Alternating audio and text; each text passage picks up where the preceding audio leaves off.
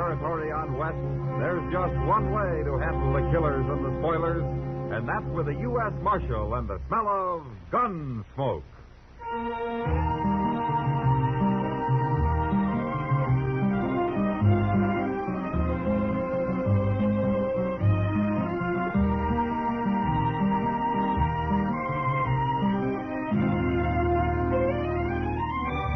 Gunsmoke, starring William Conrad. The transcribed story of the violence that moved west with young America. The story of a man who moved with it. Matt Dillon, United States Marshal.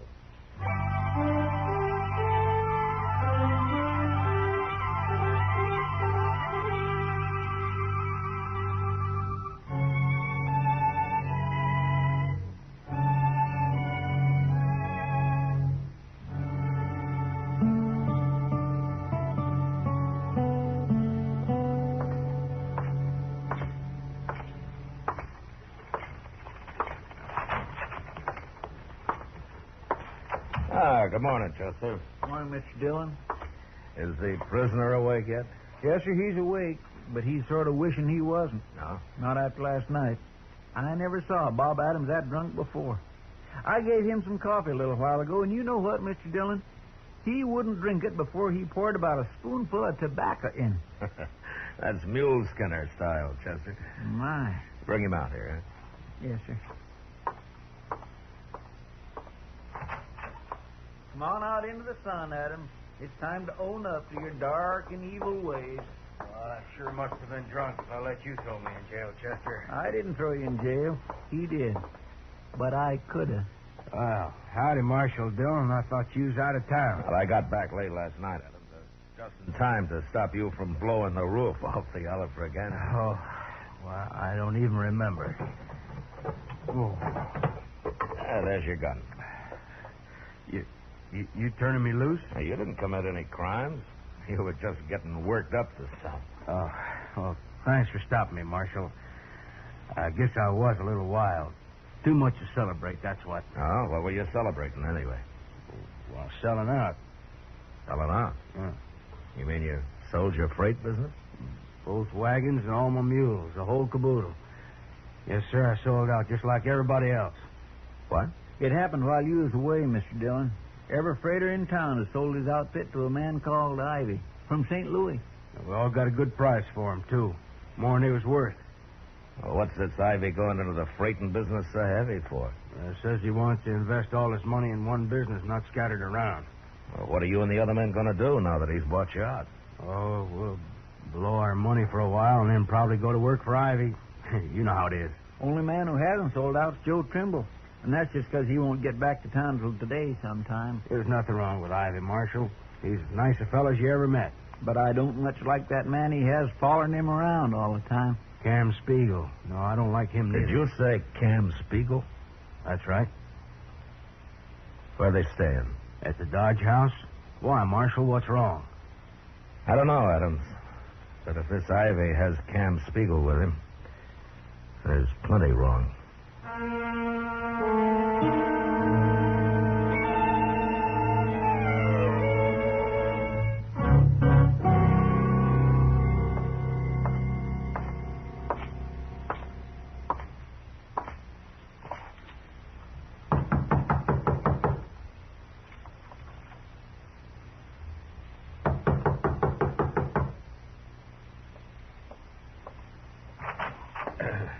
Your name, Ivy?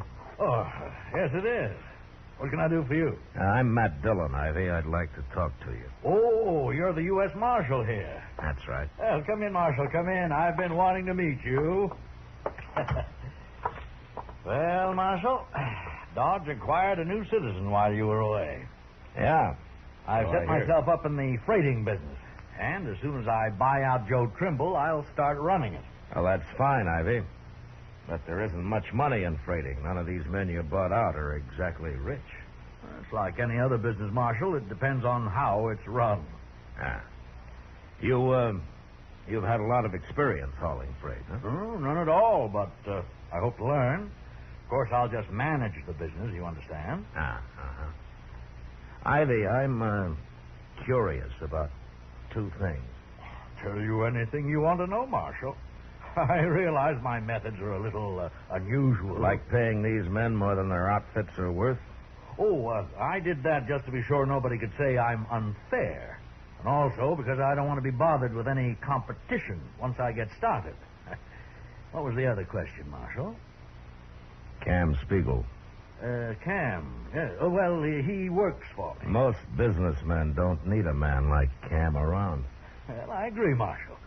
But you see, I brought a lot of money with me from St. Louis, and I hired Cam for protection, you might say.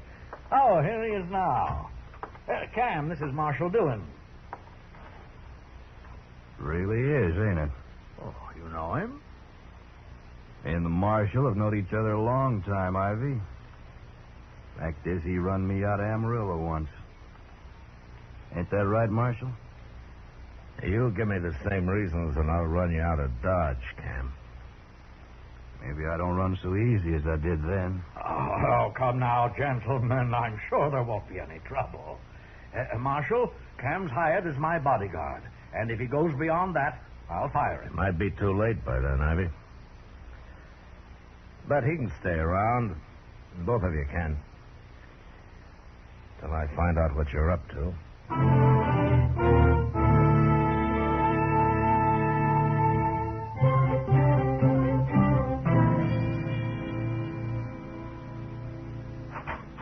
Mr. Dillon? Yeah, what is it, Chester? Joe Trimble just pulled into town. He's with his wagons outside here. He'd like to talk to you. Oh, okay.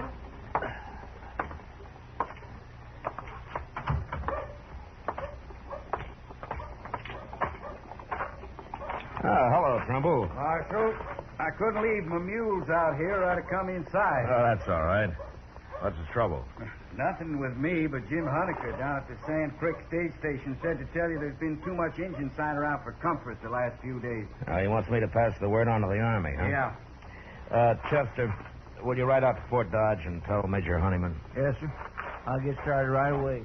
I didn't see no engine sign, Marshal. I think Jim's getting a mite spooky living out there alone so much. I thought he had someone with him now.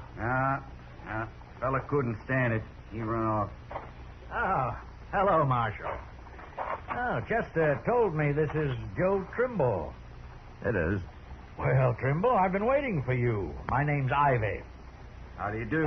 And this is Cam Spiegel. How do you do? Hello?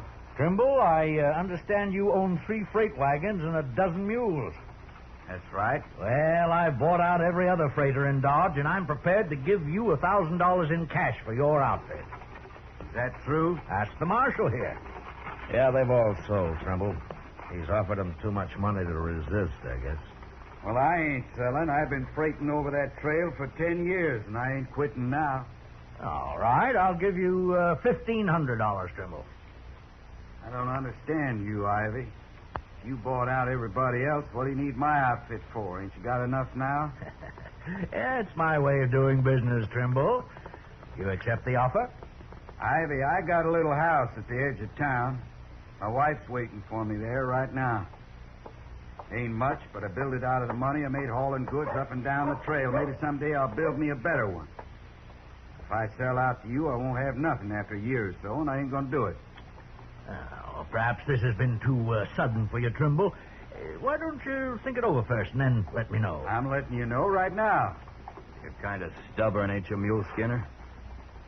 That's right, I am. That's enough, Cam. Well, you're the only competition I'll have, Trimble, but I'm sure we'll get along fine. There's plenty of business, Ivy. Of course. But anyway, if you change your mind, you just let me know. Sure. Good day, gentlemen. Come along, Cam.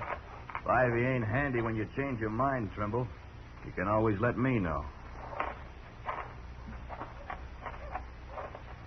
Now, what's he mean by that, Marshal? I don't know, Trimble, but we'll find out soon enough.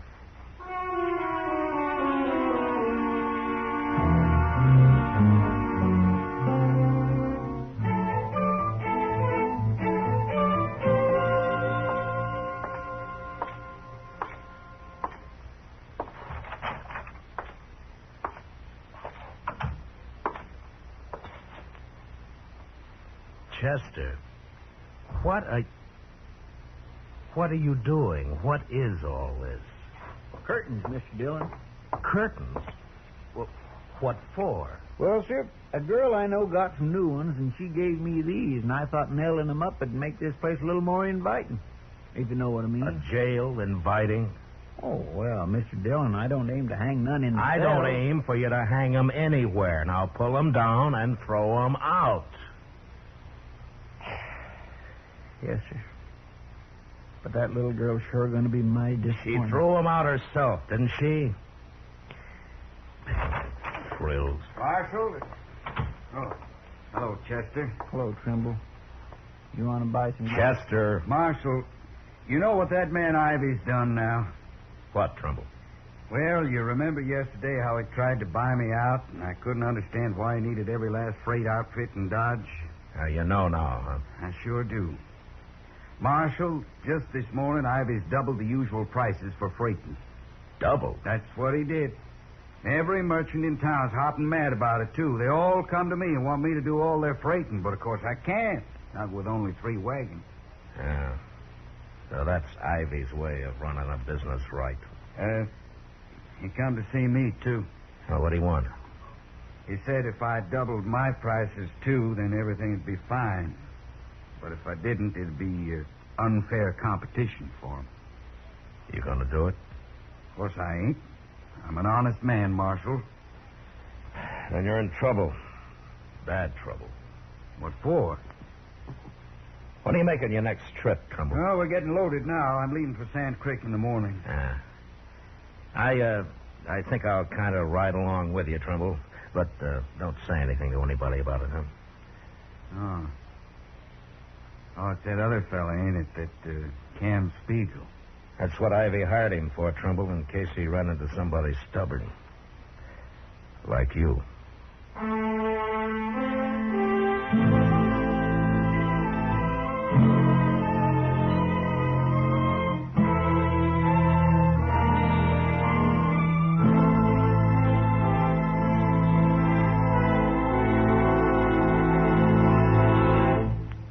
We will return for the second act of Gunsmoke in just a moment. But first, tomorrow night, CBS Radio's Gene Autry saves a father from a lifetime of regret when the parent launches a campaign to make his son prove himself a he-man.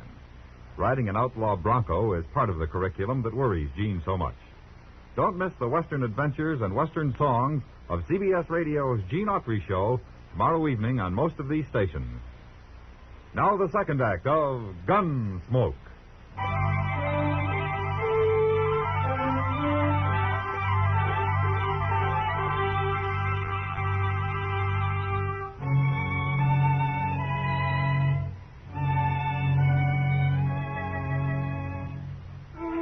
It wouldn't be much trouble to hide out with a rifle somewhere along the trail and shoot a teamster off his wagon. And since it was so easy, I figured that was how Ivy would tell Cam Spiegel to get Trimble out of the way. So I took my horse and went along on the trip to Sand Creek. As it turned out, I might as well have stayed in Dodge. In fact, it had been better if I had. We made Sand Creek all right, and a few days later, early one morning, we were almost back to Dodge when we saw Chester riding out of town to meet us. Hey, he's riding like a big wind, Marshal. Any time his horse isn't walking slow, Chester's in a real hurry, Trumbull. Chester ain't exactly all Injun, is he? No. But he can surprise you sometimes. I know. I've seen him. Well, let's pull up here. Who there? Who?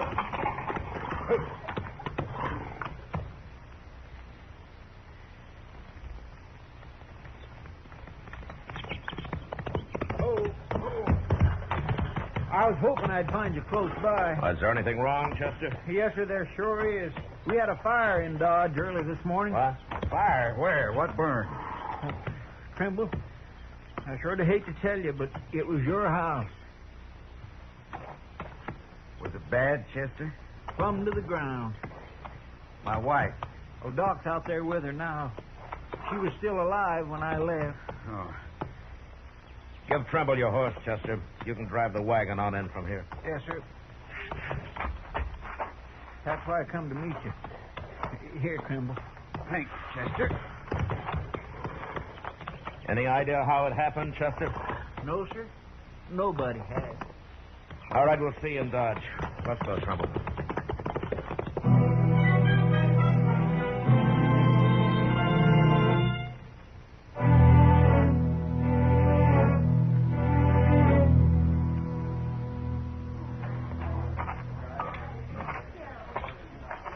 Doc? Is that her, Doc? I just now covered her up, Trimble. She's dead. I did everything I could. Sure. Sure, of course you did, Doc. I don't know how she lived as long as she did. They weren't able to get her out soon enough, Trimble, but she was so far gone when they did. Well, she didn't suffer much. You can be sure of that. She must have been awful scared, though. Now, you leave her to me now, Trimble. I'll take care of her and let you know when you can come and get her. She was asleep when it happened, or she'd have had no trouble getting out. Yeah, she was asleep, yes. And how'd the fire get started? She couldn't have spilled nothing. Well, I don't know, Trimble. Nobody does. Doc, who saw the fire first? Oh, some cowboy, Matt, they say. He rounded up a few men from out of the oasis, but there was nothing they could do. He didn't know there was anybody inside the house. Trimble. You out here, too, Ivy? I came as soon as I heard about it. In fact, I was at the Oasis when that rider reported it. The other men can tell you. Okay, what do I care?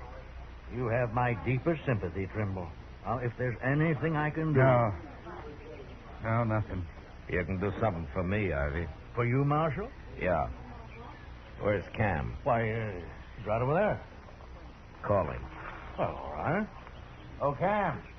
Cam. What do you want, Ivy? Nothing, but Marshal Dillon seems to. He does, huh? Where were you when you heard about the fire, Cam? I was in bed, Marshal. Who woke you up? Nobody. I heard people shouting. I got up. Anybody see you? I don't know. Why should they? Ivy. Yes, Marshal. You still want to buy Trumble's outfit? He might sell. No. Why, of course I do. But I'll only give you $1,000, Trimble. You've waited too long. I didn't say I'd sell you nothing. What makes you think I would? Wait a minute, Trimble. Ivy, you got a good alibi. I'm sure of that. I won't even bother to check on it. But you don't seem to have one, Cam. Now, wait a minute, Marshal. You're going too far if you're suggesting that either one of us had anything to do with this. I won't stand... Shut up, Ivy. Now, how about it, Cam? You know you don't scare me none, Marshal. I can't prove you had anything to do with this, Cam. No, you can't. But you'll have to prove you didn't. And you'll have to prove it by someone reliable. I'll give you till noon. What happens at noon, Marshal? You leave town. Oh, now, aren't you being a little high-handed, Marshal? Call it what you want, Ivy. But he still has till noon.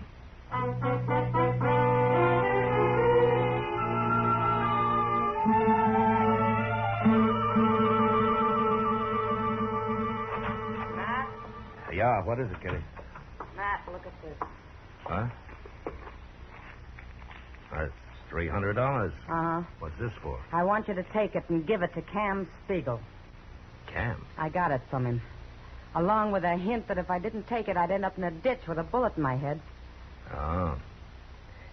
You were supposed to be with Cam last night, is that it? That's it. And the idea is that if I alibi for him, you'd believe it. Oh, Cam's right, Kitty. I would. It's up to you how you get the money back to him, Matt. But couldn't you stuff it into a shotgun and give it to him that way? I've often said it's a good thing you're not a man, Kitty. If I were, I probably wouldn't be any better than the rest of you. Well, it's almost noon. Matt? Yeah. I'll buy you a drink after. How can you? You just threw away $300. Oh, Matt.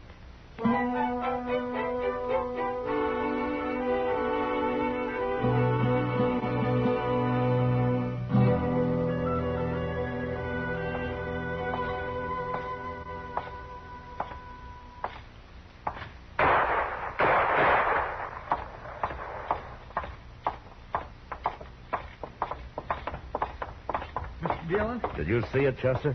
Right in the Longhorn there. Trimble come in, tried to shoot Cam Spiegel, and Cam killed him.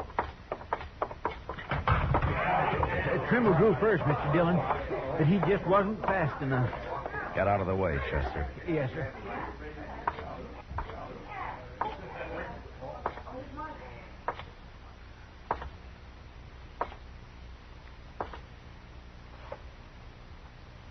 Tried to kill me, Marshal. For self-defense, he drew first. Cam, I've changed my mind about your leaving town. What? You're going to jail instead. Jail? Everybody here's a witness to this, Marshal. I'm talking about Trimble's wife. I haven't got enough evidence to hang you, but you'll spend a long time in prison. Now turn around while I take your guns. Told you before, Marshal, I don't scare so easy as I once did. You're under arrest, Cam. No. Not yet, I ain't. All right, quiet, everybody. I said quiet, everybody. Ivy, come over here. That was mighty fast, Marshal. But he had it coming. He shouldn't have tried to draw on you. Trimble's dead, too, Ivy. Trimble tried to kill him, Marshal. You know that. I guess Trimble figured he had a pretty good reason. That may be. But you can't prove I had anything to do with it. If I could, I'd throw you in jail. But I'm not even going to run you out of town. Okay? You've certainly no reason to. I'll see you later, Marshal. Just a minute, Ivy.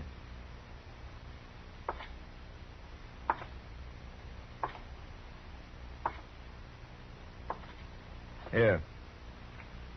Here's $300 Cam gave to Kitty to alibi for him. Somehow she didn't want to do it. I don't know anything about it. Why, give it to me. Take it, Ivy. It was your money in the first place. Cam was just working for you. I won't stand for this, Marshal. You've no right. You know, the Trimbles were pretty well liked around here, Ivy. You just might get out of town alive. If you hurry.